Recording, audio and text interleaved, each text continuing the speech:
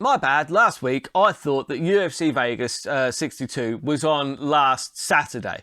So I didn't think I had time to... It was a bit of a busy week last week. I didn't really have time to research a lot of the fights properly. But they've had another fight there to the card, and also the main event is pretty good. So I've decided to give this the service that it requires, and I'm going to be breaking down a couple more fights, one of which will go over onto my Patreon, which will be Cub Swanson versus Jonathan Martinez. And yeah, and then I'll go be breaking down the main event, which is Alexa Grasso versus Viviane Araujo. Araujo. I don't know how you pronounce that, but yeah, I don't know. Either way, stay with me for a quick breakdown of UFC Vegas 62.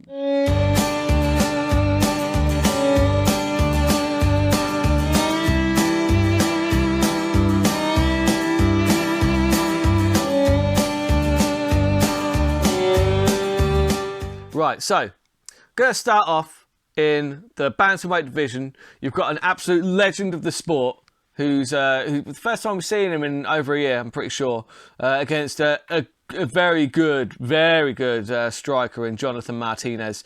And this is going to be a very interesting fight.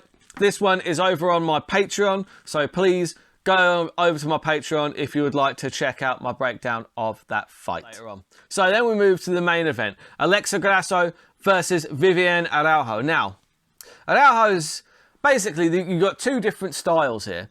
Both of them are pretty good strikers. Both of them tend to prefer to strike, in fairness.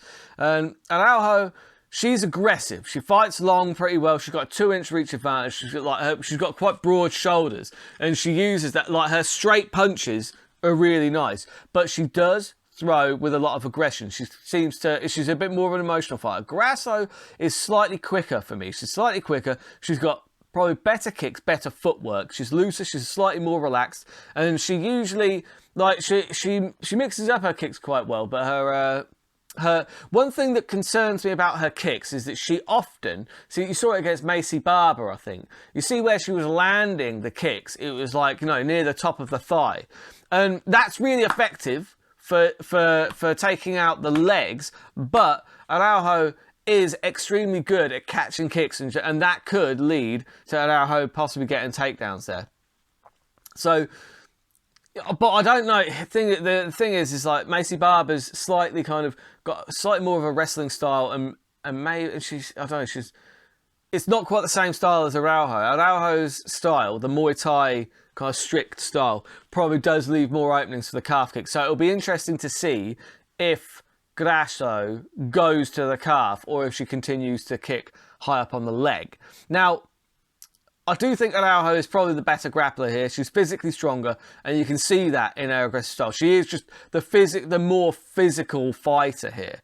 Araujo, I mean, she normally goes to a decision, but it's against the better competition. It's not unusual for this weight class. I alluded to that in my breakdown of Swanson versus Martinez, that it's impressive that Swanson's got so many knockouts in the UFC, because a lot of the time the decisions start coming thick and fast when the lighter weight classes go into the UFC, get better competition. So for me, I think this fight goes 5 rounds. I don't know what the odds would be on that, but I think that would be a good bet.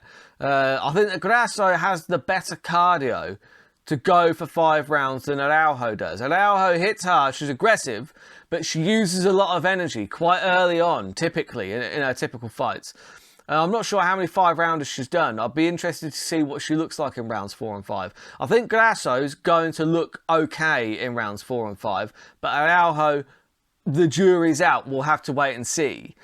So it wouldn't surprise me to see Araujo push Grasso against the cage, like using her physicality to try and slow the pace of the fight down, because I think that Grasso is probably going to put a slightly faster pace on.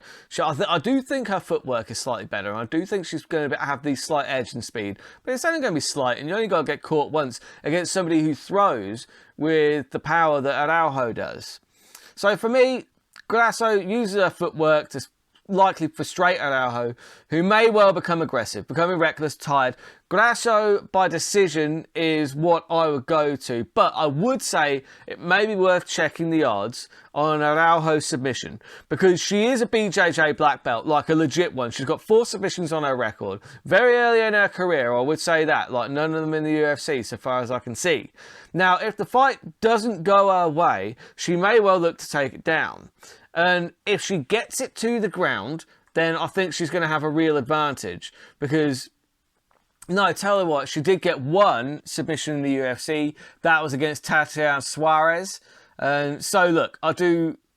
Yeah, no. So sorry, that's not what happened at all. I'm lying. It was Grasso who got rear naked choked by Tatiana Suarez. I apologise. So what I'm saying is the opening is there. Like, it's, you know, we've seen Grasso get submitted before, so I think it could happen again. It's worth checking those odds. But for me, the actual pick is Grasso by decision. It should be a really fun main event. I'm looking forward to it. So we'll do a recap of this one next week, and then obviously we'll be looking forward to the big one. It's Charles versus Makhachev. And there's a few good fights on there. Dillashaw versus Aljamain Sterling as well. Yeah, really good night fights that. So until then, keep those odds long and those bets terrible.